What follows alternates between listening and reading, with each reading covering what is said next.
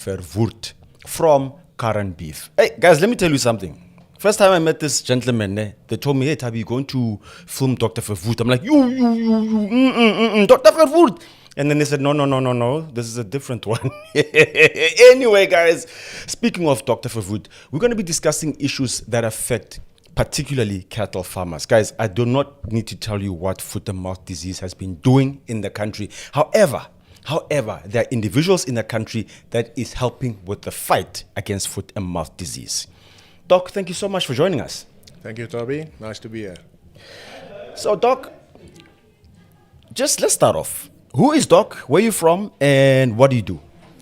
Right, my name is Dirk Verwoerd, so I'm the chief veterinarian of Karan Beef. Karan Beef is the biggest integrated feedlot operator actually in the Southern Hemisphere. So it is really in the first league worldwide. We are recognized as one of the premier organizations in red meat production. So I've been part of that team for the last 15 years. And, if you think about numbers, people often ask me about numbers. Our throughput is about 400,000 animals per year, so I'm in my 4th million.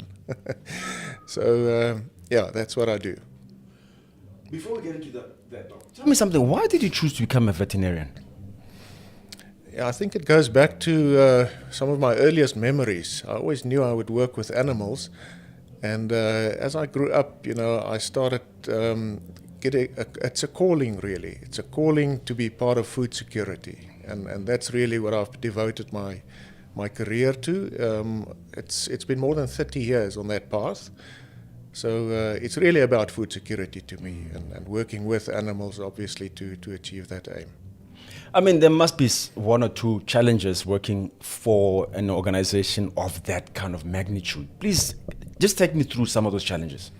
Yeah, the main challenge is logistics. We've got several holdings in the country. Our biggest feedlot is Heidelberg, where you visited us. So we have a capacity of 140,000 animals there in one place. We have other feedlots also in KZN near Pietermaritzburg, also at Nigel, and then extensive other facilities, 12 of them, quarantine facilities scattered all over the country. So it's a logistical challenge to bring the cattle in from the primary producer through our quarantine system and into our feedlot system. Now, at the same time, you have to bring in all the raw materials that you feed, that you make up the feed. And you saw that feed mill. Yeah. When we're at full capacity, we make 1,500 tons of feed every day. So that's quite a challenge, to bring in all that raw material. It's all byproducts from the maize industry, sugar industry, and so on. So that's really the challenge. And then once all of those are together, now the big fun begins. So now you have to keep them healthy. You have to create maximum growth out of them, and then present a very healthy animal for slaughter. So we have our abattoir at Balfour, which is about 40 kilometers away, and where we have a capacity of up to 2,000 animals per day that we can slaughter. So that's really the chain, and that's what we're involved with. Listening to all these numbers, and I'm thinking, what if there's an outbreak of something? Let's get into that, Doc. Because I was there at the feedlot. I was thinking, man, guys, what if one animal gets sick here? What's going to happen? So let's get into that, Doc. Yeah, so we have a lot of systems. So obviously it's about preventative health, so preventative health management. And vaccines play a crucial role there. We use antibiotics only when necessary. We have systems every day. All animals are seen every day. We have teams walking all camps every day, twice a day in fact, pulling sick cattle, getting into a hospital system. So at Heidelberg, for example, we have 8 sections. So we break the whole population up into smaller, manageable sections, where we have teams that then go through the cattle, pull the sick cattle, all under protocols. That's my job. I must design the protocols and the programs and check that it's done. Choose the right medicine, choose the right vaccines, get the timing right, train the guys, constantly train them, see what happens. When an animal dies, do the postmortems, find out, feed that information back into the systems, and so on. So it's a really multi-layered preventative and reactive systems. You cannot, as you said, you cannot allow anything to run away. In a big population like that, concentrated, if anything starts running ahead of you, it's big pain. It's a lot of big losses, and we cannot afford that. So we are very, very focused on keeping our cattle as healthy as possible. Speaking of keeping cattle as healthy as possible, Doc, what impact did FMD have for you guys as Karan? And also, I'm talking about Heidelberg now and the surrounding farmers also. Yeah, tremendous impact. And I have to say, and people underestimate this disease. We all underestimated it to some extent, dealing with the buffalo virus 5, 6 years ago that escaped. It's become a cattle virus. It's become very, very virulent, highly transmissible, and it hit us last year in end of May, beginning of June.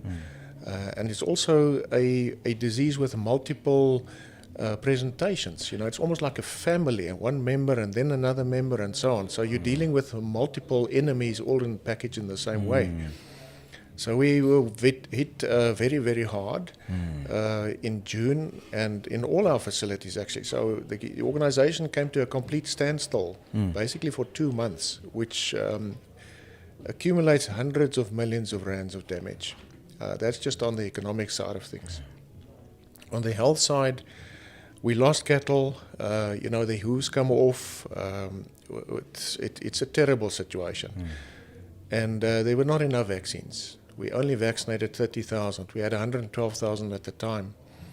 So it's a very low percentage that were vaccinated. And we thought, well, Mother Nature did the rest. It's not as simple as that because we have the different types and the different strains. So in October, we got hit again, second time. And we still had 60,000 of the original ones. So it's damage on damage. And that was terrible. We actually had to shoot a number of animals that the hooves came off, 330 to be exact, in October and November.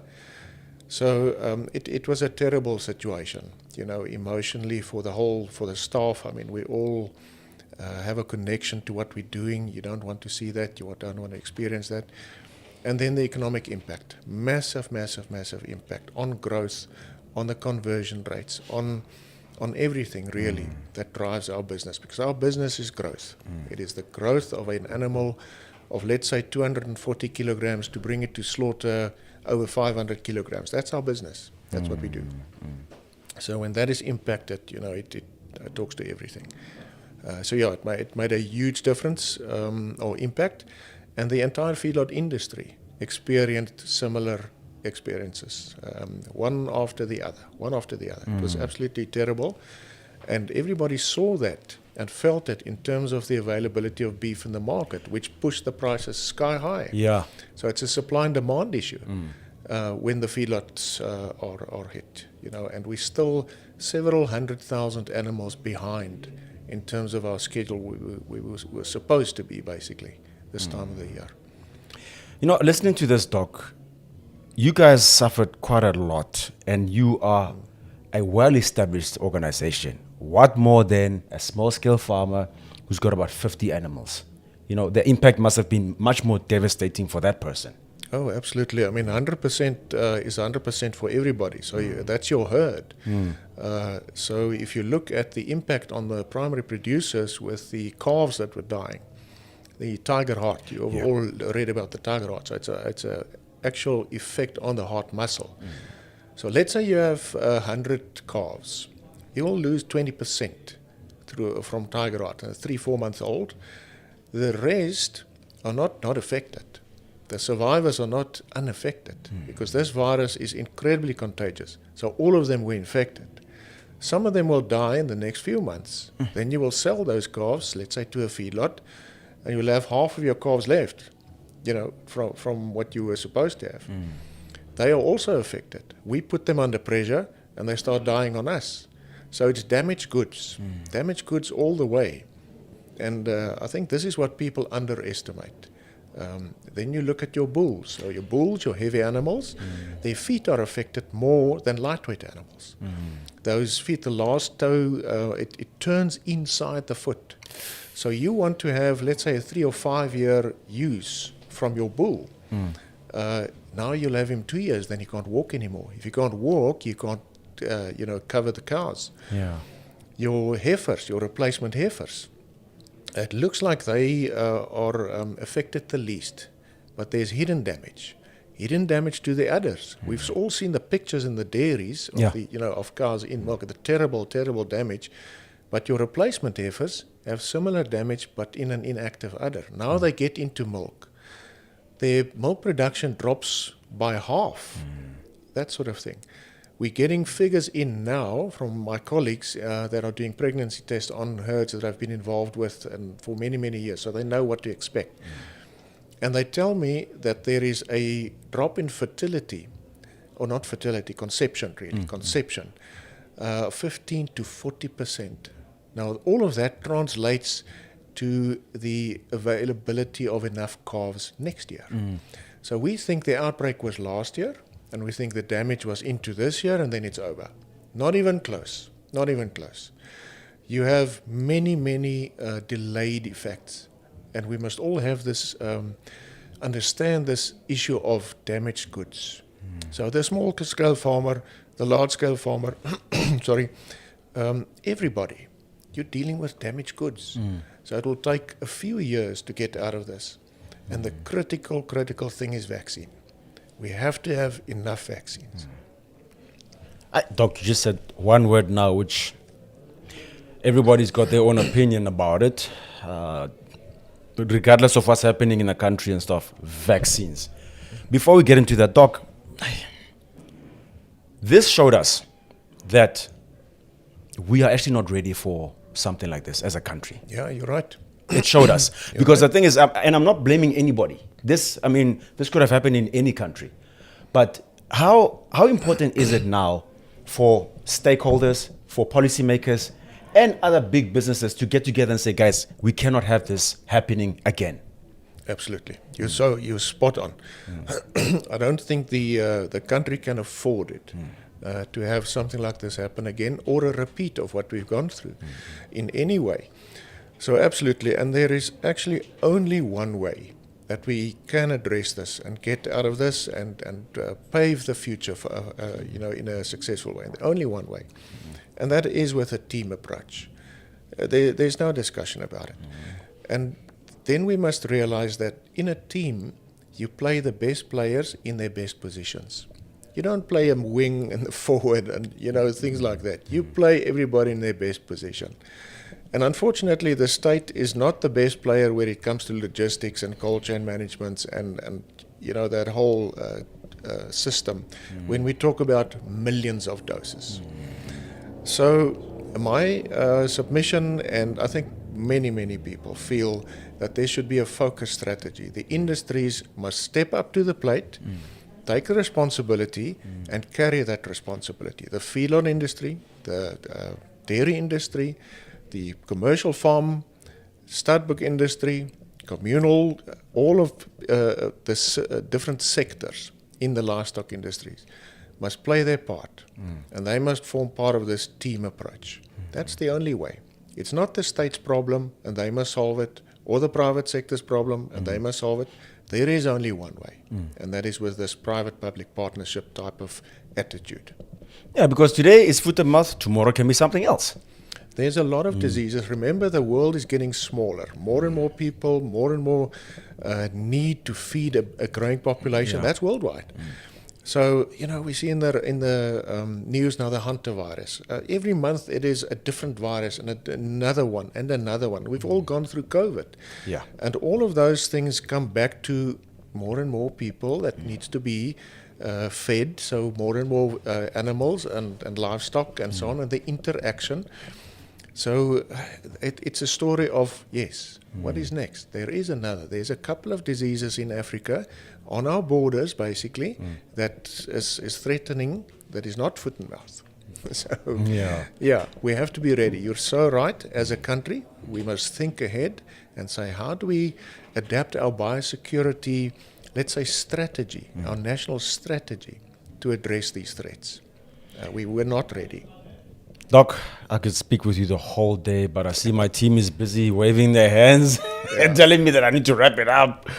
No, Doc, this conversation is going to continue. I can guarantee you it's going to continue. Because I know that you guys as Karan Beef, you're doing a lot of stuff also to aid the farmers, Yes. to get them into the market and to help them farm sustainably and better. Yeah. Absolutely. Now we have several systems. We have bull exchange programs. We have educational systems. We have Karan Academy that's available on YouTube, on the net. Several, episodes dealing with specific aspects. So there's an educational drive. We do farmers' days. We do a whole range of things. You're absolutely right. Yeah. Thank you so much, Doc, for coming through. Okay then. Pleasure. Once again, here on I'm a Farmer, we make sure that we give you the right information with the right people. We will continue the fight against foot and mouth disease and any other outbreak that we can get on the country, because the number one goal is to see our farmers prosper so that our food security is in good position. Thank you so much for coming through to I'm a Farmer, guys, and see you again on the next one.